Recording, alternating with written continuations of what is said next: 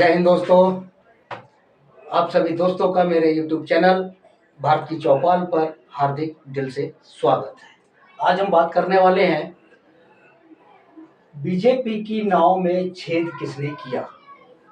अभी 2024 चुनाव के बाद उपचुनाव जो अभी हुए हैं, 13 तारीख को उनका परिणाम घोषित हुआ है। उसमें 13 सीटों पे चुनाव हुए थे, जिसमें 11 सीट विपक्षी दलों को मिली और केवल 2 सीट, मात्र 2 सीट बीजेपी के खाते में गई है।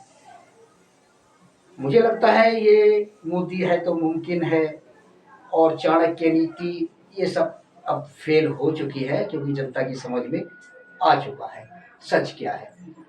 चुनाव 2024 खेला होवे, इसका मतलब आप समझते हैं? ये एक बहुत बड़ी चाल थी, शतरंज की चाल। देखिए, साफ साफ लफ्जों में बताना चाहूंगा कि विपक्षी दलों से जो नेता बार बार छिटक के बीजेपी के खेमे में जा रहे थे, कई बड़े नेता ज्योतिरादित्य सिंधिया जी हैं और मजूमदार जैसे हैं बड़े बड़े नेता जो हैं, और उनकी पार्टियों के लोगों ने कुछ नहीं कहा रोकने के लिए, ना ही रोका। भाई जो जा रहा है उन्हें जाने दिया जाए, साफ साफ मतलब था। इस चीज को कोई समझ नहीं पाया, क्योंकि खेला होवे ये उन लोगों को प्लांट किया गया था बीजेपी के अंदर कि कैसे ही बीजेपी की नींव को खोखला किया जाए, दीमक लगाई जाए। धीरे धीरे धीरे धीरे उन्होंने 2014 से ही शुरुआत कर दी थी। 2014 चुनाव के बाद जब मोदी जी प्रधानमंत्री बने थे, उसके बाद से ही इन्होंने बीजेपी के गढ़ में, बीजेपी की पार्टी में अपने नेताओं को घुसेड़ना धीरे धीरे शुरू कर दिया था और ये कहा था कि भाई ये बागी हो गए हैं, ये पार्टी लाइन से बाहर जा रहे हैं, पार्टी के संविधान से बाहर जा रहे हैं, इसलिए बगावत पे उतर आए और ये बीजेपी में जा रहे हैं। बीजेपी वाले इस चीज को समझ नहीं पाए, क्योंकि ये खेला हो गए। एक टीएमसी के नेता भी हुए थे, अभी भी है। जब ये चुनाव हो रहे थे पिछले वाले, तो उसमें बीजेपी, उसके टीएमसी के एक नेता बीजेपी में चुनाव से कुछ महीने पहले बीजेपी में चले गए और वहां पर टीएमसी की बम्पर जीत हुई थी, बीजेपी हार गई। अब हुआ ये, बीजेपी के हारने के बाद वो नेता फिर टीएमसी में चले गए। अब देश की जनता क्या, मीडिया क्या, सभी लोग ये कह रहे थे ये तो खेला हो गया। खेला होवे का नारा जो दिया था ममता बनर्जी जी ने, वो यही था। अब दलबदलू नेता अब धीरे धीरे धीरे धीरे दोबारा वापस आना शुरू हो गए, क्योंकि अब ये अभी जो उपचुनाव जो हुए हैं 13 सीटों पर, बीजेपी में बगावत शुरू हो गई है कि कांग्रेस सहित दूसरे दलों के जो नेता हैं, बीजेपी के बड़े नेताओं ने उनको ज्यादा तरजीह दी, उनको ज्यादा तवज्जो दी, और हम जो बरसों से मेहनत कर रहे हैं बीजेपी के लिए, हमें नजरअंदाज किया गया। हमें एक दूध में से मक्खी की तरह निकाल के जैसे फेंक दिया जाता है, वैसे हमें कर दिया गया। अब इस हार के बाद बगावत और फूट, मतलब बीजेपी की नाव में छेद हो चुका है, इसमें कोई शक नहीं है, कोई दो राय नहीं है। ठीक है जी। अब दूसरा फैक्टर यह है बीजेपी के हारने का, राहुल गांधी जी की 2 यात्राएं हो चुकी है, दक्षिण से लेकर पश्चिम तक, उत्तर तक, और पूरब से लेकर पश्चिम तक पैदल यात्राएं थी, जिनसे जन आधार उनको बहुत मिला।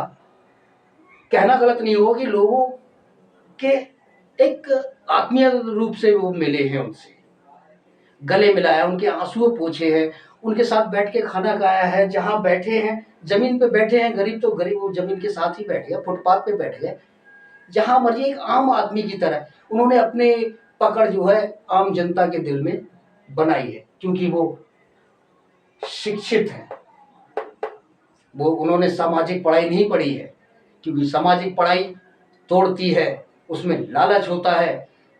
जो व्यक्ति अनपढ़ होगा और समाज की पढ़ाई से पढ़ के आगे बढ़ा है, तो वो स्वार्थी होगा, वो केवल अपने बारे में सोचेगा, जनता के बारे में नहीं सोच सकता, क्योंकि वो ये जो शिक्षा है कॉलेज की, वो देश को आगे बढ़ाने की सोचती है, और सामाजिक शिक्षा स्वार्थ वाली शिक्षा है कि भाई मेरा कोई बुरा कर रहा है तो मैं भी बुरा करूंगा, कि मैं आगे कैसे बढ़ूं, क्योंकि छोटी मछली को बड़ी मछली अक्सर खा जाती है। ये सामाजिक शिक्षा है। अपने व्यापार को आगे बढ़ाओ, अपने काम को आगे बढ़ाओ, किसी की टांग पकड़ के खींच लो, उसको नीचे ले आओ। ठीक है जी, समाज में ये होता है, किसी की बेईमानी कर लो, किसी की हेरा फेरी कर लो, ये सामाजिक पढ़ाई के अंतर्गत ही आता है। तो इस चीज को समझना होगा। अब एक चीज और आपने देखा होगा कि ज्यादातर लोग क्या करते हैं कि अगर कहीं कोई बयान दे रहा है या जनसभा कर रहा है तो वहां पे चटकारे लेके मसालेदार बातों को, लच्छेदार घुमा घुमा के मजेदार बातों को, बातें कर करके जनता को अपनी तरफ खींचा जाता है।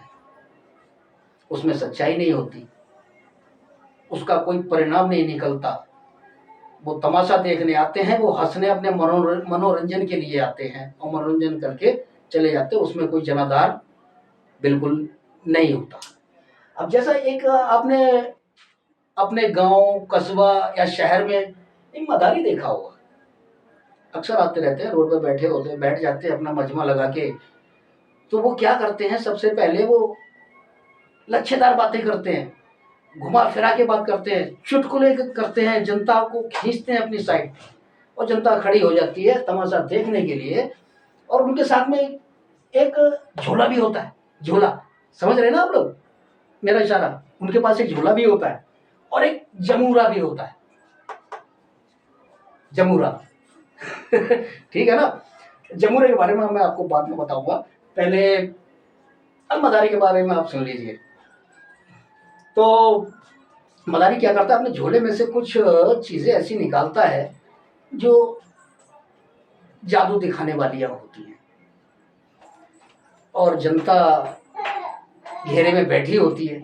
जनता उसकी बातों के लच्छेदार बातों में आ जाती है, और धीरे धीरे जैसे जैसे जैसे मजा, मनोरंजन आगे बढ़ता है, धीरे धीरे वो दबाव बढ़ाना शुरू करता है।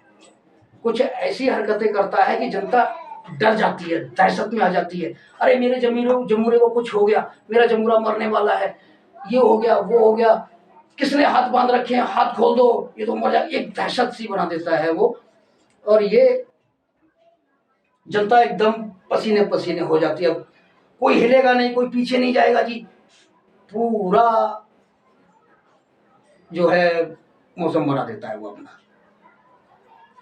इसी तरीके से जब खेल 15 या 20 मिनट का ही होता है तो क्या करता है, अब जमूरे को वो अपना थैला देता है, थैला देके वो अपनी उगाही करता है, पैसों की, अनाज की, जो भी हो जनता उसे देती है, क्योंकि वो डर में आ चुकी होती है। तो ये खेल है डर का। अब झोला तो वही झोला है, झोला तो उसको अपना क्या करना है, झोला भरना है और उठा के निकल के चले जाना है। रह गई जनता, अपना टाइम भी बर्बाद किया, थोड़ी देर का मनोरंजन, और ऊपर से टेंशन, डर भी लेके चली गई। तो ये चीजें हैं। अब जमूरा क्या है, आजकल के टाइम पे मैं जमूरा सिर्फ मीडिया को कह रहा हूं, मीडिया। अब आगे क्या भाई, आगे मैं कुछ नहीं बोलूंगा, क्योंकि संसद भवन के अंदर राजशाही का सेंगोल रखा हुआ है भैया, उस पर भी ध्यान रखना पड़ेगा। क्योंकि दंड्योत्समी दंड्योत्समी दंड्योत्समी, मुझे कोई दंडित नहीं कर सकता, मैं सबको दंड कर सकता हूं। ये राजशाही के लक्षण है, न कि लोकतंत्र के। इसी के साथ मैं आपसे विदा चाहूंगा। उम्मीद करता हूं, ऊपर वाले से कामना करता हूं कि आप सुरक्षित रहिए, खुश रहिए, और मेरे इस चैनल को, भारत की चौपाल को सब्सक्राइब करिए, बेल आइकन दबाइए और लाइक जरूर। धन्यवाद। फिर मिलेंगे कभी। शब बखैर।